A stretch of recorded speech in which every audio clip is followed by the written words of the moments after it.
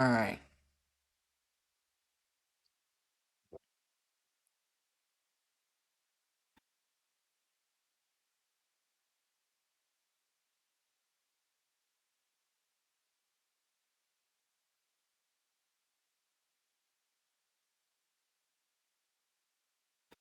I'm gonna watch.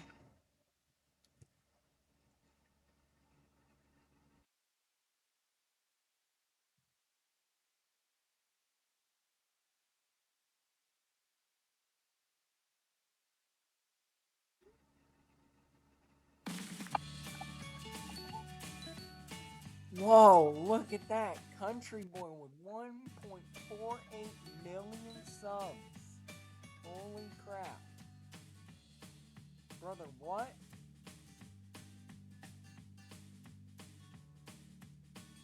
Bro.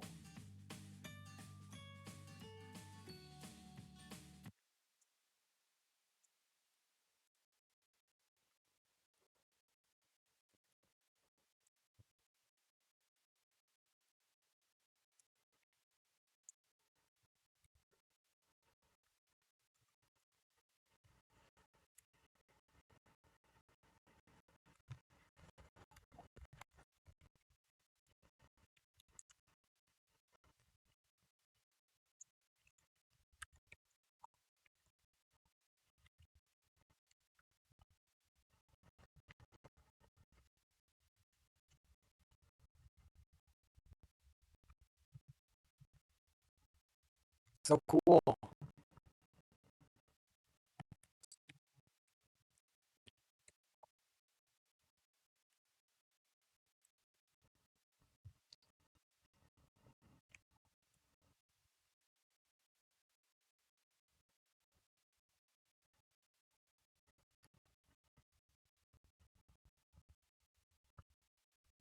Alright, let's get some good music. Uh,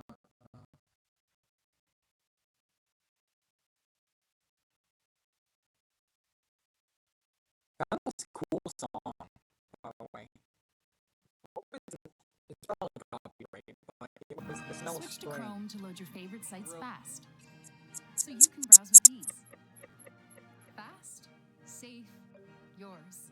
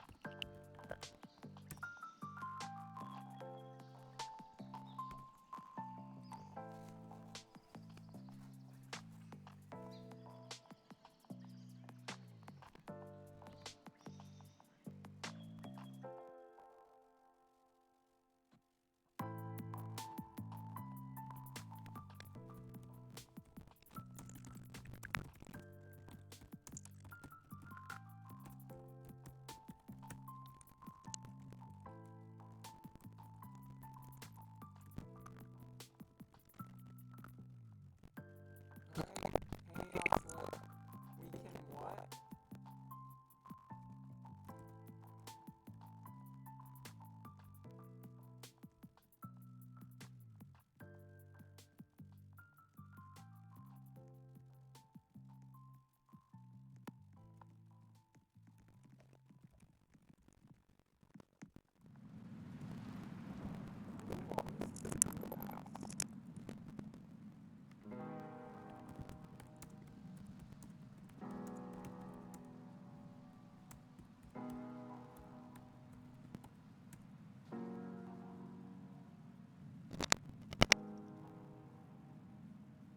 Three monitors?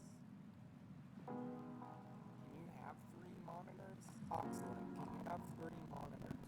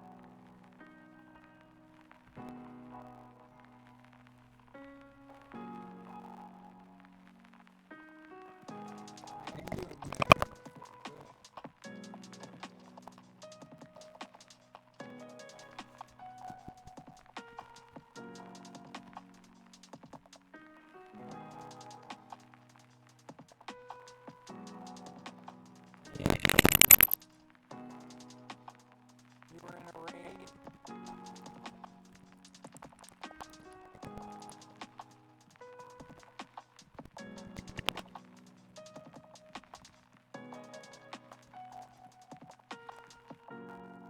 What exactly is a raid?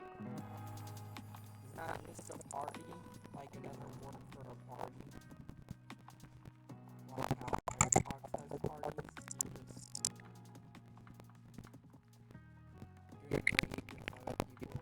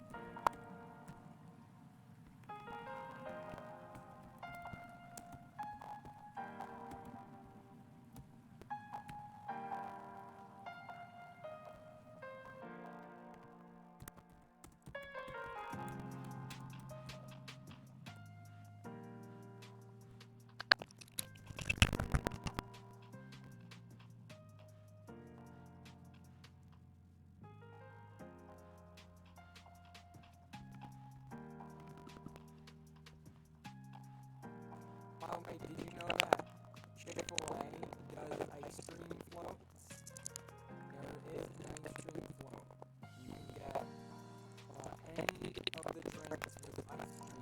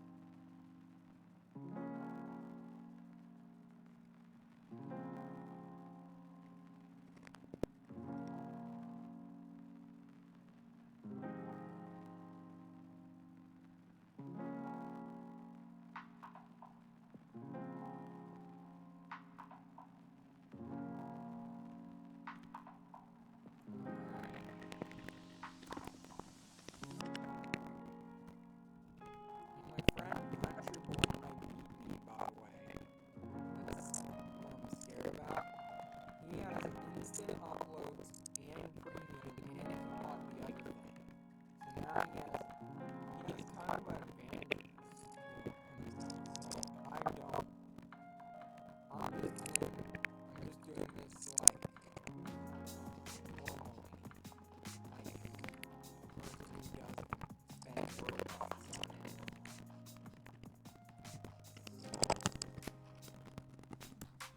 I guess I have that plenty enough. I got to the top 10 without using any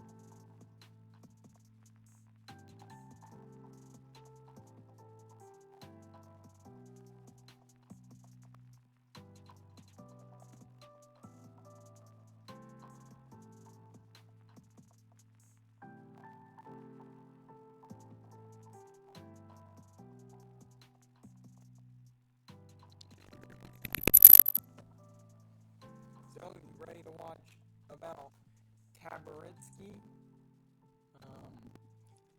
I already watched it yesterday, but you weren't here when I was streaming that, so I'm going to do it again.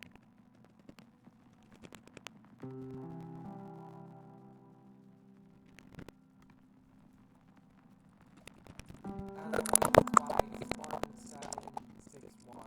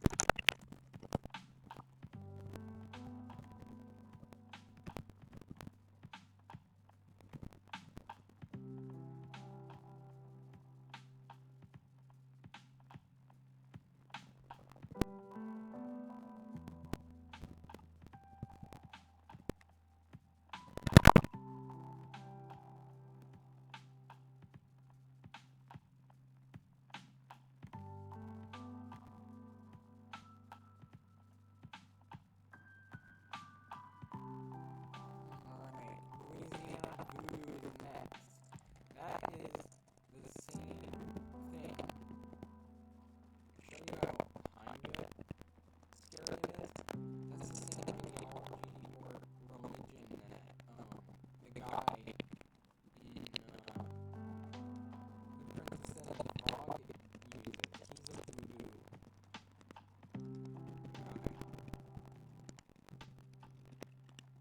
Definitely not a good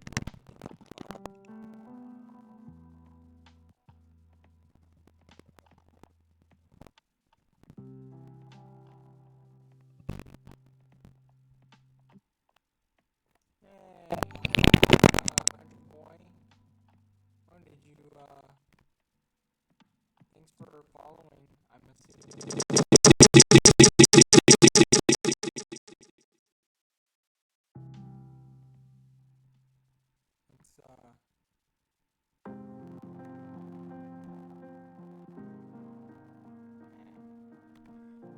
I know that was definitely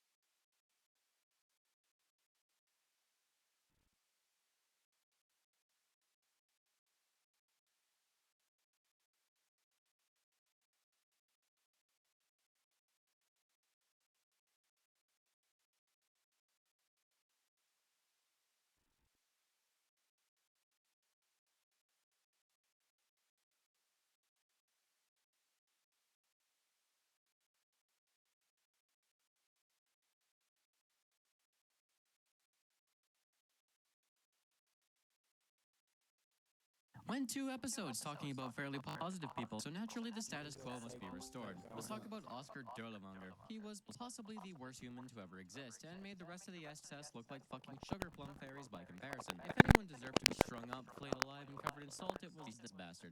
Oscar Paul Derlevanger, alternatively pronounced Derlewanger for my fellow Hicks in the audience, was born in Würzburg on September 26, 1895.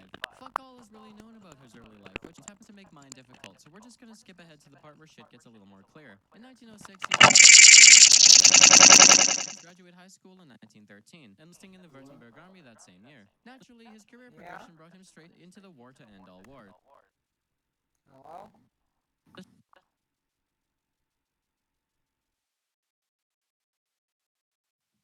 Now, World War I had many effects on many people, but for Derlevanger, those effects were almost entirely mental. It's implied that the brutality drove him quite mad. He became a violent alcoholic and sadist, and only got worse as time marched on. He fought on both the Western and Eastern fronts, received an Iron Cross First Class, and would make lieutenant. He was also apparently wounded 6 separate times, which, knowing how medicine was in the early 1900s, probably made his problems several orders of magnitude worse. So the war ends, right? Now, well, the one thing keeping the man somewhat sane in any fucking way is gone. Joined the Freikorps while simultaneously actually getting an education. He attended the Goethe University in Frankfurt, studying political science, and graduated.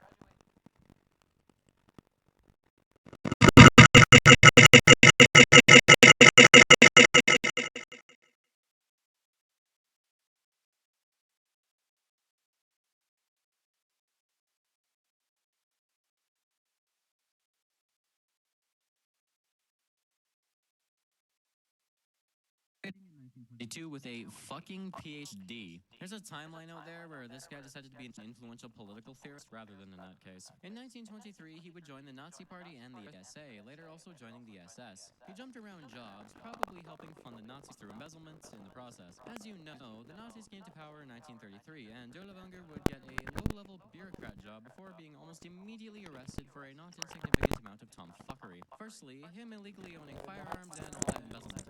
Fine, whatever, people have done worse. But next it was for raping a 14-year-old girl from the Hitler Youth and stealing a government vehicle with a nice DUI charge strapped on top. Yeah, if this somehow isn't age restricted, I'll be fucking stunned. He only served 2 years in prison, but was also stripped of his job, his degree, and his doctor title, his party membership, and his military rank. One of the police reports describes him rather aptly as a mentally unstable, violent fanatic and alcoholic who had the habit of erupting into violence under the influence of drugs. After his release, he was almost immediately arrested again for pretty much the exact same shit. This time, though, he was sent to a fucking concentration camp. Now, if there was any justice in this universe, he would have died in that camp. Fate had other plans, though. Derlevanger had some friends in high places, notably one Gottlob Berger, an SS guy who was not only an old army buddy of him, but also a friend of Heinrich motherfucking Himmler. Yeah, he was released, the charges were dropped and scrubbed, and he was let back into the SS. His time things go from 10 to 100. He would fight with the Condor Legion in Spain, where he was wounded another 3 times, and with the service, he successfully bargained for his party membership and degree back. So he's ready to once again hopefully put his past behind him and become a functioning member of society. Except no, fuck you. When World War II broke out, he joined the Waffen-SS. He was made lieutenant and put in charge of what would come to be known as the Derlevanger Brigade. It's about now where the man went batshit fucking insane. It was a penal legion, literally staffed by convicts expected to fucking die on the front lines. It was initially made of actual soldiers designed to fight partisans, but that would change pretty fucking quick. Suppose it's an easy way to unclog the justice system. By the end, it was more a war band than an actual military unit, full of murderers, rapists, robbers, political prisoners, thieves, literal mental patients, the occasional disgraced soldier, and many, many more of society's undesirables. And Dolavanger commanded these guys exactly how you would expect. They were literal Germanic barbarians. Innumerable massacres, mass looting, mass rapes, including towards men and children, mass murders, quote, sadistic atrocities, burning civilians alive, erasing entire villages from the map, literally breaking the Nuremberg laws regarding sexual acts with non-Aryans, using terror tactics, extreme amounts of disturbingly creative torture, pillaging civilian populations, incidents of necrophilia, injecting pesticides into female Jewish prisoners to watch them convulse to death in front of them, using civilians as human shields, targeting and burning hospitals with patients inside, turning people into soap, sicking starving dogs on injured civilians, and more mass killings. And these are just the ones that were written down. Dolavanger himself was a druggie and an alcoholic of mythical proportions, and personally partook in many of these crimes. The man easily has the blood of over 150,000 people on his hands, and many of these were done in truly horrific ways. They were so bad that the motherfucking SS refused to acknowledge them as an actual SS unit, instead referring to them as being under the control of the SS. They were still despised, though, and were only kept around because, again, Dolavanger had... Saul was so terrible that I informed Hitler that very night to demand the withdrawal of the two brigades, Derlewanger and Kamenetsky, from the Eastern Front. That's what Heinz Wunderian said. Connections, and the unit itself was full of cannon fodder and as a terrorist group. The unit's first station was occupied Poland in 1940, where Dolavanger served as commandant of a labor camp. He did bad things. So bad were these things that he was investigated for abuse by the SS. Yeah, Berger bailed him out again, though. His time in Poland also saw him participate in the erasure of several villages around Lublin to make way for future German settlements. In February of 42, he was moved to Belarus, officially to fight partisans. What he really did, though, was just run around aimlessly killing innocents. It's estimated that 30,000 Belarusians were killed over the course of a year, with another 14,000 estimated during Operation Cottbus in May of 43. The unit got fucked hard during Operation Bagration. Turns out literal criminals don't do well against actual army soldiers, who'd have fucking thought. The brigade was pretty much destroyed and then scraped back together just in time for the Warsaw Uprising. Dolavanger would take to suppressing the uprising the only way he knew how: overwhelming violence. In 2 days, he slaughtered an estimated 40,000 people in the Wola massacre and another 30,000 as he carved his way through the Old Town. Didn't matter who it was on the receiving end, he just killed, raped, looted, and burned indiscriminately. Hell, he killed German wounded that were in Polish hospitals as he destroyed them, and he would even hang some of his own men for shits and giggles. For his actions in crushing the uprising, he was promoted and received the Nice Cross. He was then moved to break the Slovak national uprising using much the same tactics. Dozens of villages were burnt to the ground in reprisal, and over 5,000 Slovak civilians would be murdered in the process. Afterwards, he was sent to the front lines in eastern Germany out of sheer desperation, since the entire front was caving in by that point and they needed bodies to plug the shitload of holes that were beginning to form. Naturally, the Soviets kicked their asses repeatedly. The brigade started to disintegrate under heavy losses, with many men deserting or defecting, eventually with it essentially ceasing to exist, with Dolavanger himself being forced to flee in April of 1945, attempting to go into hiding. He brandished civilian clothing and likely tried to make a break for Switzerland. In the chaos of the German collapse, he actually made it quite far. He would end up in the town of Althausen, a veritable stone's throw from the border. The fucker was very, very close, but not quite close enough. Unlike some Axis generals, Dolavanger would get his comeuppance. In June, he was arrested after likely being recognized by a former Jewish camp prisoner. After this, his real fate becomes somewhat convoluted. However,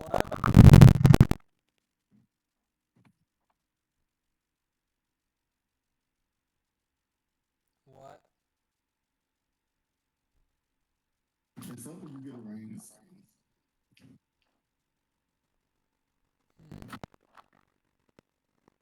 However, according to his cellmates, it's likely that he was tortured and beaten rather savagely while in captivity, apparently at the hands of some Polish guards. Of course, this meant that he died of natural causes around June 7th. He never married and was likely buried in Natural causes. Totally natural. an unmarked grave, although I personally like the idea of his body being burned and his ashes used to fertilize crops in Poland or Belarus. Giving at least something back to the lands he terrorized would certainly have been a fitting end for a bastard like him. And that was Derlevanger. In my opinion, there are very few people in history who I would consider to be truly despicable, but he is certainly one of them. His actions were sickening even for his comrades in the SS. The only saving grace is that he didn't walk when all was said and done. I hope there's a hell just for him, although I suppose hell wouldn't be too much different from what his brigade brought with them. In a way, he represents what humanity supposedly rose above, the human nature of violence and barbarism that we work so hard to suppress unleashed without restraint, with the results that you would expect. Come to think of it, that gives me a really dumb idea for a video. Anyways, that about does it for this video. Thanks for watching, and I'll see you around.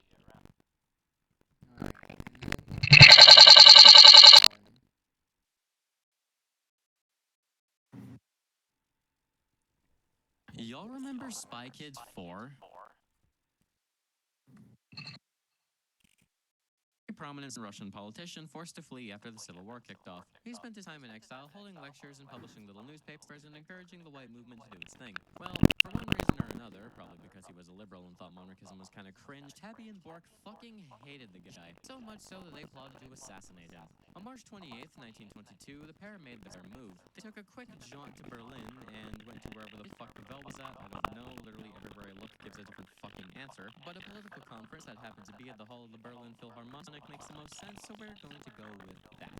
Anyways, the two showed up with guns while Milyukov was speaking, rushed the stage, and started shooting. The first shots missed, and in response, a friend of Milyukov, Dmitry Nabokov, attempted to tackle Bork and get his gun away. Tabby would turn to shoot 3 times, instantly killing him. They would also manage to injure 9 other somewhat unrelated people in the process. Knowing that the clock was ticking and that they had fumbled the bag and lost their chance to put Milyukov in the dirt, the two tried to dip, but would be locked and held down by an understandably kinda concerned and pissed off crowd.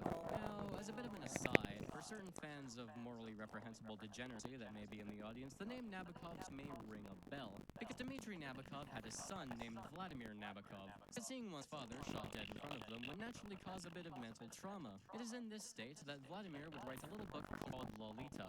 That's right. Sergei Gaming Tabaritsky was directly responsible for the creation of Lolicon. I will die on this hill. I'm an internet micro-celebrity, which means this is, in fact, canon. Anyways, the two were tried and sentenced. He incidentally caused the downfall of Mr. Beast. Because supposedly, I think it's even in a video that now was edited out, but in one of Mr. Beast's videos, you can actually see Lolita from Chris Tyson. You can see Lolita in the background. So I don't know. To 14 years, of which Tabby served 5 for murder. Primarily because a lot of people kept petitioning the government to let them go, and they finally went, fine, fucking leave, whatever.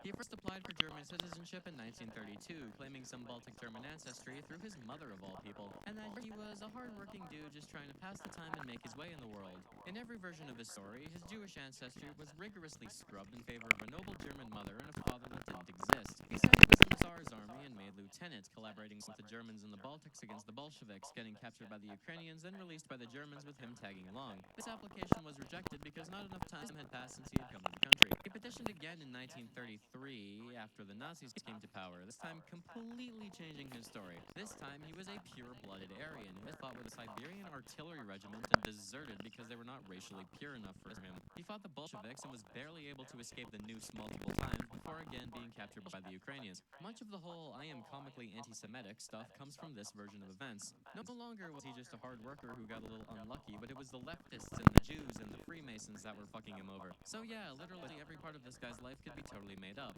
Tabaritsky is, in fact, Alfarius.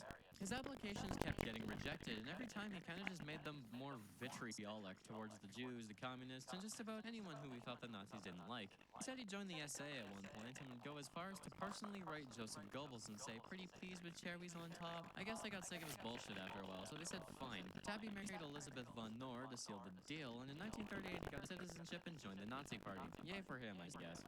2 years prior, he'd begun work as part of the Bureau for Russian Refugees in Germany. It was basically a hand of the Gestapo designed to keep tabs on Russians in Germany, and Tabby, being Russian, made him uniquely suited for this role. He would have plenty of correspondence with the Gestapo for similar reasons. Surprisingly enough, Tabby was actually the sane, quote-unquote, one for much of his life, especially compared to Bork, considering that he would spend some time in a psych ward, perfectly content to be a pencil pusher for this organization to kill some time. Now, granted, this organization pretty much only exists to keep the Russians in check and make sure there weren't any Jews among them, but compared to the whole Alexei thing, it's pretty tame. That's right, Sergei Tabaritsky's TNO personality was entirely fabricated to tell a story. Anyways, in 1939, he would also help with the creation of the National Organization of Russian Youth, which was a wing of the Hitler Youth specifically for Russian emigres that was directly controlled by the SS. The irony of this fucking guy is palpable. I suppose the Nazis always were the story of contradictions, but letting a Jewish-born Slavic monarchist work that closely with the fucking SS takes the bloody cake. When Operation Barbarossa kicked off, Hitler started his race against time to kill the Russians before his supplies ran out. Tabby briefly helped recruit some Russian translators from the people the Bureau had on file, but other than that, he didn't do a whole lot. He moved to Berlin in 1944 and would stay there until the Soviets came knocking. They actively tried to hunt him down, being a Russian Nazi monarchist and all, but all they found were dust and echoes. Tabby had vacated the city a while earlier. Apparently, during all of this, he was actually pretty well liked by his neighbors, and is consistently described as a rather calm, serious, and attentive individual, after that whole drug-fueled assassination attempt thing. Meaning he was, later in his life, overall a pretty swell guy if you ignore his politics. He would even, apparently, directly defy orders and help a bunch of Russian immigrants leave Berlin before it was surrounded after preventing their mobilization. This, in my opinion, kind of hammers home the point I tried to make with Yazov. Many of the wacky people represented in Hearts of Iron mods were, at the end of the day, just people, asterisk, unless you're fucking Dolavunger, but that's neither here nor there. They may have had some interesting philosophies, questionable track records, and participation in other fun and exciting clusterfucks, but ultimately, they were still simply human, going about their day and doing their job and living their lives as any other. Tabby was still a monarchist, he still had a hatred of communism, to the point where he was willing to see his homeland destroyed by the Germans just to get back at them, but it's quite far from the absolute nutcase seen in TNO. Not excusing him of anything, of course, he was still a pretty shitty person and, a fucking Nazi, but it's something to think about, I guess. Tabby would flee to Limburg, where he spent the rest of his life in relative seclusion. Being of relatively low standing certainly has its benefits. The only thing of note he did during this time was write a short obituary in a Brazilian monarchist newspaper when Bork died in 1952. His clock struck midnight on October 16th of 1980 at the age of 83. He didn't live long enough to see his most hated enemy fall, but at the end of the day, he kind of got what he wanted, autocracy and all. And that was Sergei Tabaritsky. He's a pretty funny TM guy, but not too funny. Not quite liberal use of chemical weapons funny, but he's still an interesting guy. Yeah. Guess I should say that this is the 1K special. That could be higher than that by the time this goes up, but close enough. Just wanted to say thanks, and that y'all are awesome. I know in the grand scheme of things, 1K isn't a lot, but for a dumbass shitposter like me, it's still wild to think about. It's more people than I went to high school with.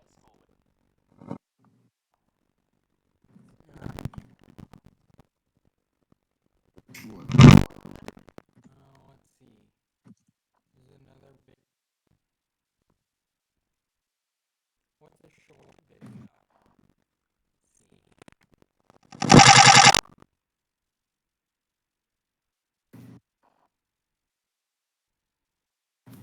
This is pretty short.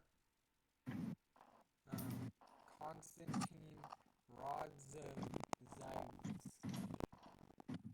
Yeah, he was also a Ever wonder why people turn to extremist ideology? Why they insist on following it, even to the potential detriment of their own families and countrymen? These questions and more will probably not be answered in this video. What if I look like a fucking sociologist? Today we discuss Konstantin Rodzavsky, whose name I have yet to spell correctly without considerable effort on my part. He most definitely has nothing to do with any of the questions asked previously.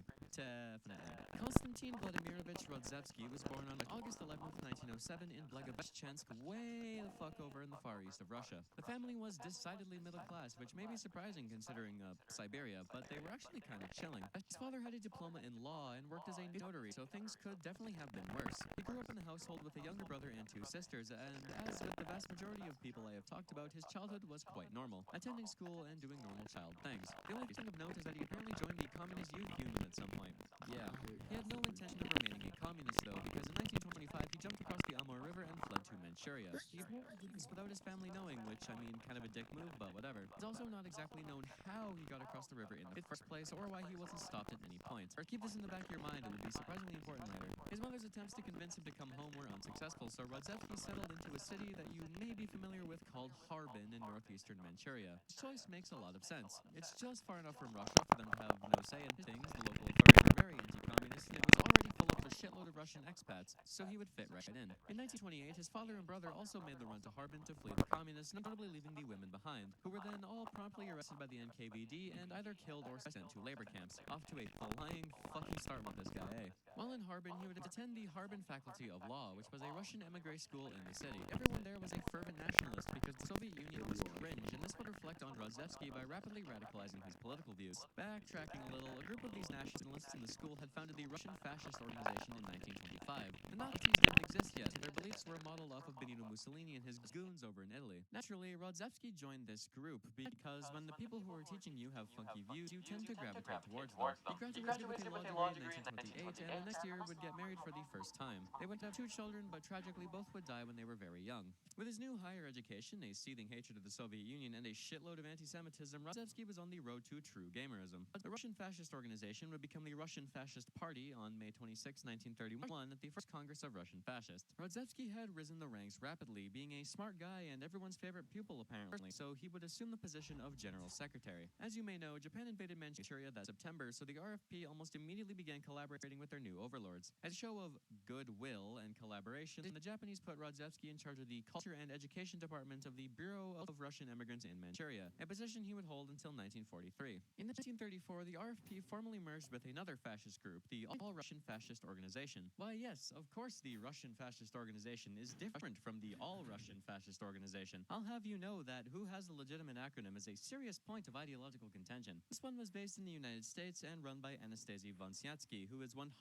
getting a video of his own. The RFP sued for trademark infringement and integrated the VFO, and the party was renamed to the All-Russian Fascist Party, or VFP. Don't you just love having to remember 900 acronyms for bullshit like this? Their partnership did not last long, however, as Vonsyatsky had a very different vision for Russian fascism. Notably, he was not anti-Semitic and actually saw the Jews as potential allies against communism, which pissed Rodzewski the fuck off. So Vonsyatsky was kicked out of the party in 1935. Naturally, Rodzewski was elected head of the entire party that same year. All things considered, the guy was actually pretty good at politicking. He tried to LARP as Mussolini as much as he could, down to the mannerisms and vocal inflection. All accounts recall him as a great speaker and overall solid politician. He was also apparently a pretty stand-up dude, confident, reasonably athletic, and rarely partook in vice. I.e., as a party demagogue, he was very good at his job and was quite influential. During his time in Manchuria, he would also publish several books detailing his party and his plans for Russia. The primary ideological point of the party was that the Soviet Union was going to die soon, guys. I swear it's gonna happen. If you paid any attention in high school, you would probably know that the Prophet of Doom was, like, comically wrong. Like Harold Camping levels of wrong. He predicted that the, quote, national revolution, end quote, would occur sometime before May 1st, 1938. That really came true, didn't it? Other than that, though, it was a fairly bog-standard fascist group. The party program called for corporatism, religiosity, no democracy, extreme nationalism, getting rid of the Jews, etc. They wore black emo uniforms and totes swastikas everywhere. They had newspapers, ranks, and even an anthem. Interestingly, they saw all of the peoples of the former Russian Empire, like the Ukrainians, Armenians, Bashkirs, Tatars, and 101 others, as kind of equal in standing to the Russians themselves, and the party line called for all of these groups to receive full Russian citizen status. And obviously, the party dedicated its existence to the death of the Soviet Union, and they would engage in several subversive activities within the Russian Far East, primarily involving propaganda. They also built a big fuck-off neon swastika on the border. It was pretty much built as part of a dick measuring contest that didn't really exist. Fucking the least annoyingly self-centered fascist, I swear. Anyways, collaborating with the Japanese was very good for the bottom line as well. They saw Rodzewski as a useful tool in the event of a war with the Soviets, so they funded the party and allowed him to operate. He even got Oh, to we meet have a with the third emperor on the viewer. occasion of the 2600th anniversary of the empire, which is pretty cool, actually. As part of their cooperation, Rodzewski also helped train the Asano Detachment, a white Russian military formation that served in the Manchurian army under Japanese command. It was fucking annihilated at Canton Gulf, rebuilt, and then annihilated again when the Soviets invaded. So, naturally, things were going absolutely swimmingly. The party would peak in popularity around 1938, claiming a global membership of around 30,000 people, with little branches of the party existing across the world. I like how it's Aryan, the swastika they use it, yet it has nothing to do with Russian culture because it's an Aryan thing. Russians aren't Aryan. Why are you even using the swastika? Of course, though, this did not last forever. Why not the bundle of sticks like Mussolini? Why not that? I'm just saying. Dipping back into the personal life, Rodzewski would divorce his first wife in 1936 and would marry again in 1937. He had 3 children, one of which died. The other two, Vladimir and Olga, are still very much alive, I believe. As of 2018, they are American citizens and living in California. Small world, eh? Anyways, after 1938 came and went with no collapse, Rodzewski had a bit of an issue. This issue became a big fucking problem when the Molotov-Ribbentrop Pact was signed. Membership in the party dropped sharply after these events, as it was clear that the Soviets weren't going to spontaneously combust just yet. He railed against the pact, but there wasn't really much he could do. When Germany invaded the Union, Rodzewski immediately called for his Japanese allies to invade from the east. Uh-oh, bad decision, Constantine. They responded by shutting down his newspaper because Japan had literally signed a neutrality agreement with the Soviets a few months prior. His overlords also considerably tightened his leash after this episode. He continued his propagandizing and agitation for a while until in 1943 shit started to fall apart. In May of 43, he got a visit from the Kempa Tai, who promptly arrested him and a bunch of his goons. They got suspicious for unknown reasons, but they figured he may have been a Soviet spy. Why did they think this? Well, when you cross a river into another country under mysterious circumstances, there is a very big chance that you had some help. The odds of him actually being a spy are very low, but that didn't stop him from being interrogated for a month. After his release, in July, the party was inexplicably banned and all of its functions were ceased indefinitely. Chances are that Japan really didn't want to piss off the Soviets now that his Pacific War was starting to drag on, so they smothered the party before it could do something really stupid. Regardless, Rodzewski was now very much out of a job. He kind of just existed in limbo until the end of the war. A few days before Russia invaded Manchuria, he dipped to Shanghai, leaving his family behind once again. He apparently missed them dearly, but still kind of a dick move. The vast majority of party members were jailed or shot in the days following the invasion. They seemingly knew where everyone was. I wonder what this could mean. While in Shanghai, possibly coming to the realization that he had lost, Rodzewski caved and decided to backtrack. He backtracked on Soviet communism and he backtracked on his anti-Semitism. He apparently decided that the Soviet Union under Stalin had become more nationalist than communist, that the Soviet Union was also the legal and spiritual successor of the Russian Empire, and that Stalin had solved the Jewish problem and had essentially beaten them into functioning members of Russian society. This switch very much could have been out of pragmatism, but he himself said it was because of a mental break. Whatever the reason, the Soviets saw their chance. The NKVD were able to coax him into returning to Russia under the belief that he would be granted immunity and a low-profile job as a journalist. On October 25th, 1945, he returned to his home. Dummy dumb. Uh-oh, bad decision, Constantine. He was immediately arrested and sent to Moscow, where he would be put on trial in 1946. The Can't trial believe of the he Semenov actually Ice, took the as it was bait. called, was a bulk sham trial of various white Russian immigrants that were captured in Manchuria, and Rodzewski stood among them. I'm not even going to try and sugarcoat this one. It's a Russian trial. You know how this goes. Alexei Bakshiev, lieutenant general in the White Army, found guilty and shot. Lev Lazevsky, lieutenant general in the White Army, found guilty and shot. Ivan Mikhailov, Minister of Finance in the Kolchak government, found guilty and shot. Lev Okhotin, member of the VFP, found guilty, sentenced to hard labor, died 2 years in. Adam Semyonov, leader of the Transbaikal Post, found guilty and hanged. Prince Nikolai Okhtomsky, journalist, found guilty, sentenced to hard labor, died in Vorkuta. Boris Shepanov, White Army officer, found guilty and shot. Rodzewski was charged with everything under the sun for his creation of the VFP, his collaboration with Japan, and his anti-Soviet rhetoric. On August 30th, 1946, around 5 p.m., he was found guilty on all counts. Later that night, he was taken to the basement of Lubyanka prison and shot. He was 39 years old. In 1998, the Supreme Court of the Russian Federation reviewed his sentencing, exonerating him from his charges of anti-Soviet agitation but upholding the rest, including his death penalty. In 2001, a few of his works were published in Russia, titled as Testament of a Russian Fascist. This book would eventually be banned in Russia for being extremist material, which I find really fucking funny. Like, how extreme do you need to be banned in fucking Russia of all bloody places? Ultimately, despite all of his efforts, his adventure with fascism amounted to pretty much nothing in the long run. He played with fire and got burned, and when he tried to run back to his homeland, he bit the bullet for his hubris. There is something almost tragic about how things ended up. Like I said, he was a very skilled orator and politician, and honestly, he was largely handicapped by circumstance. Perhaps in a couple timelines over, where Russia was a republic and fascism wasn't real, he could have been very successful. As a final note, he was also super gullible. Other than the fact that he willingly went back to Russia, there was also something else. The Japanese were concerned about a spy, but that spy was definitely not him. You see, the Soviets knew where everything was and exactly who to target, because the spy was actually Matkovsky. That about does it for this video. Thanks for watching, and I'll see you around. Of course it was, because isn't it suspicious that as a, that ideology, a member of that ideology, he's not a hater of the, so, yeah, I wouldn't really say it's a surprise. Most no people are against that group of people. Okay, anyways. I think that's all the videos that I'm gonna do for tonight. I'm gonna play Roblox now. I'm gonna go back to playing Roblox.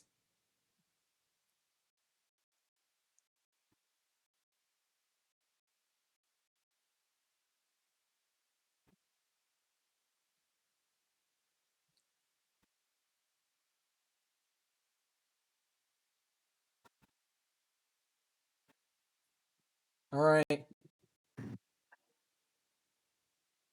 Wonder if Country Boy is still there. He's probably not. I don't think he's there, but Oxalate is still there.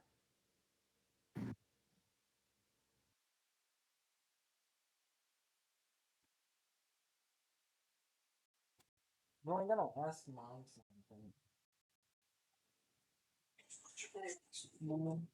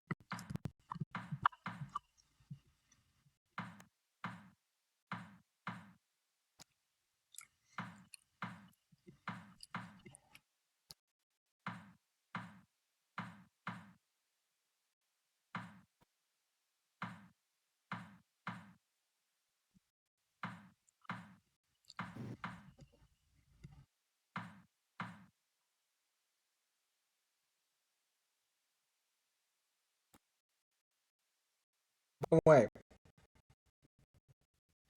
I ate a lot yesterday, but yet I didn't gain any weight. Does that mean that I have high metabolism? Because I don't see any other explanation. I ate like over 3,000 calories. And nothing happened. I just maintained my weight. I didn't lose, I didn't gain. That's surprising.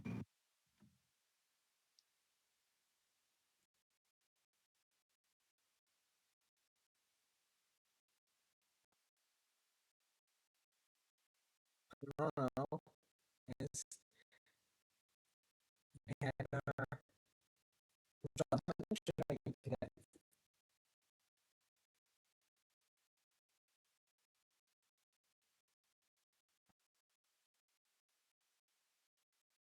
Probably not that much. No, I ate over. There was also some stuff that mom got from Wawa, and it was just sitting in there, so I decided to eat it all. Although I came to realize that was actually not a good thing because mom wanted some of it, and I probably should have asked. But next time she wants it, I'll pay for it.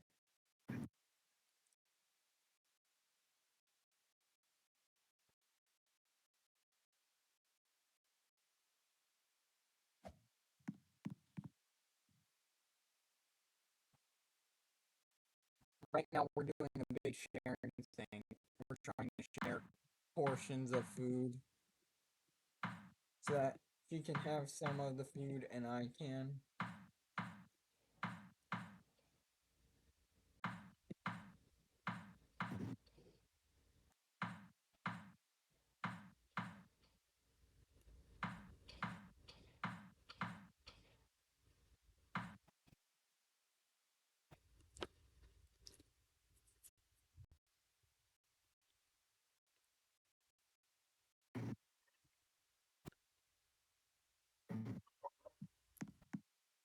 You did? You got kicked? Why? Country Boy got kicked from the game.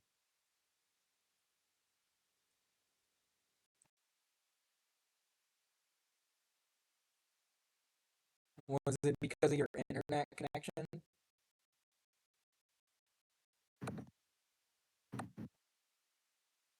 That's usually why I leave the game. It's because, I mean, I do it voluntarily sometimes too.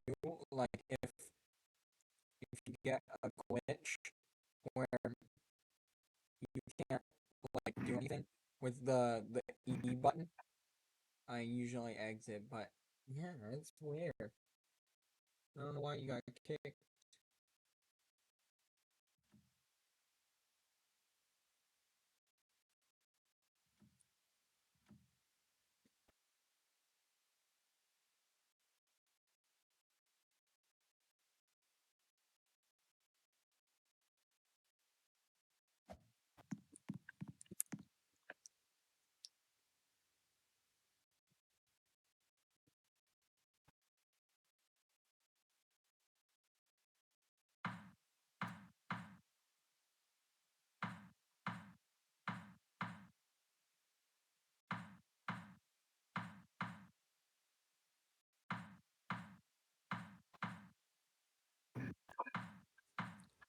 By the way, I don't think I've told. I might have told.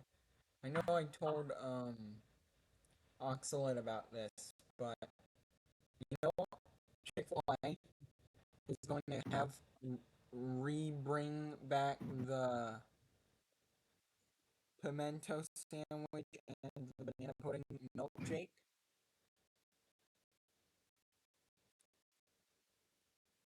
I already told Oxalate about that. Big news as the Chick-fil-A employee. Everyone knows about it. It's on the 26th of this month.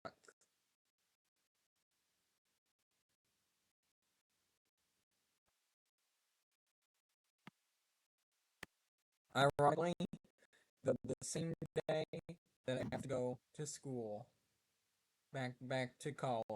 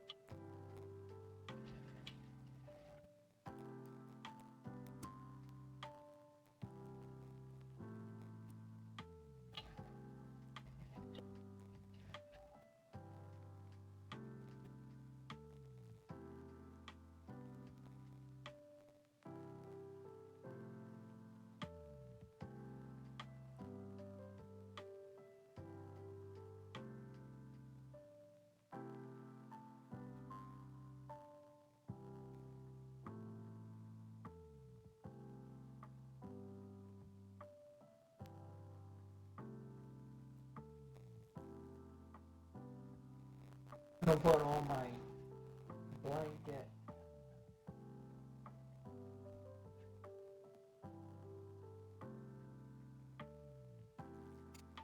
Yeah, it's okay. You can watch the rest of this tomorrow, Oxalit.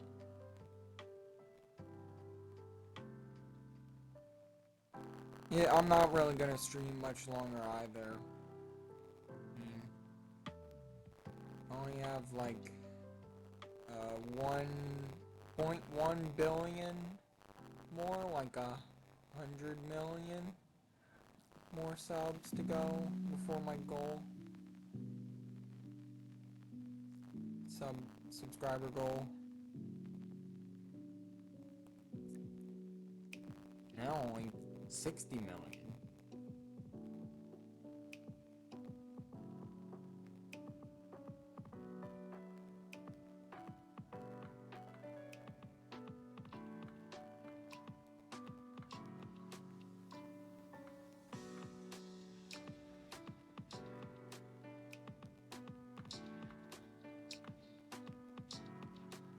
So when should I make a Discord server? How many subscribers till that needs to happen?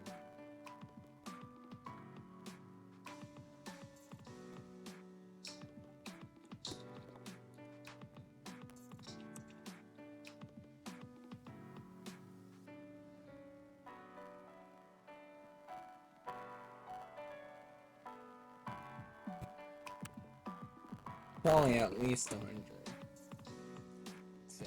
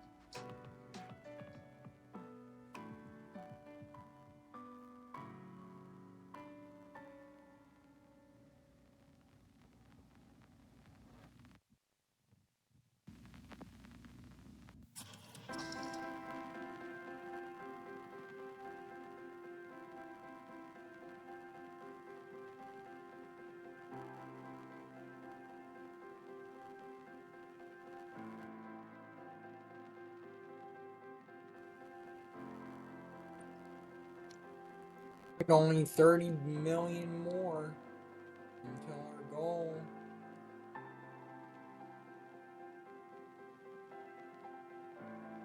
And he's only 900,000 away from reaching his goal too. I'm talking about country goal. I think my mom just went to bed too.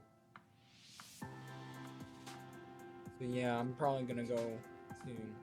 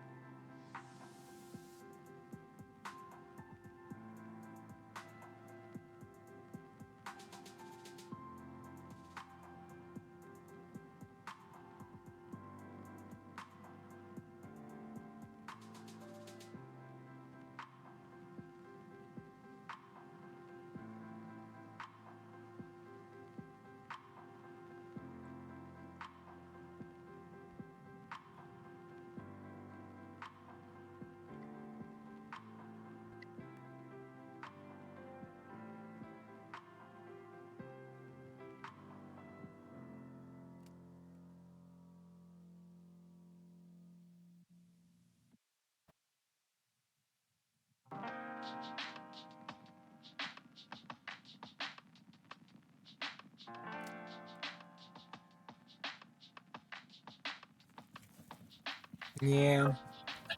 Alright. See you, TTV. Mason. Country boy.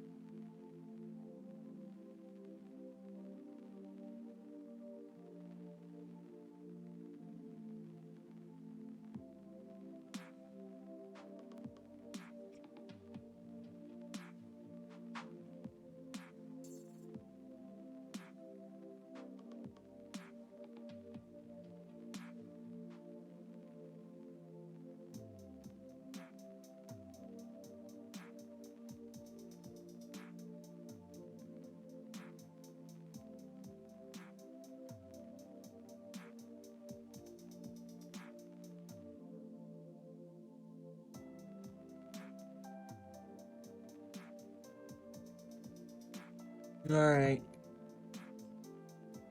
Let's look at how we're doing before we go.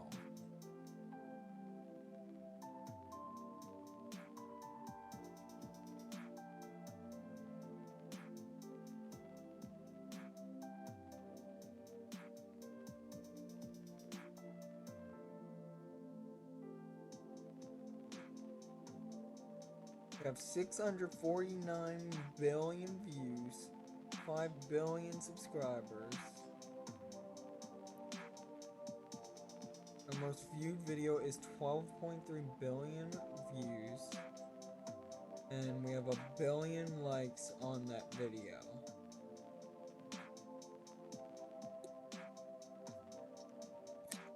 In the top 100,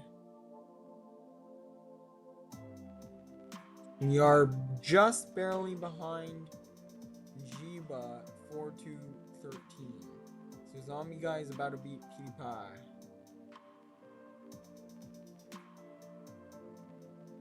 And soon, I should next time be lay mulk, whatever his name is, lay mulk beer. Then there's a big jump, so it's gonna be a while before we beat Little Doggy SAL with 37.3 billion. And then even worse with Wrath Unbound at 126 billion.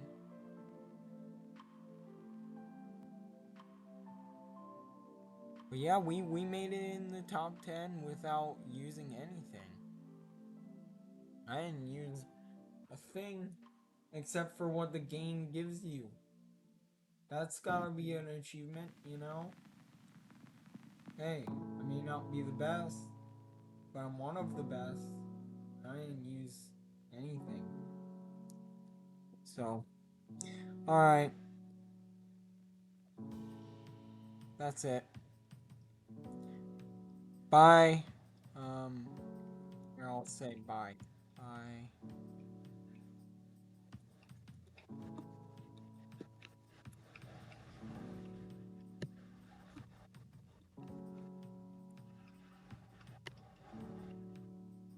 Bye to all chatters.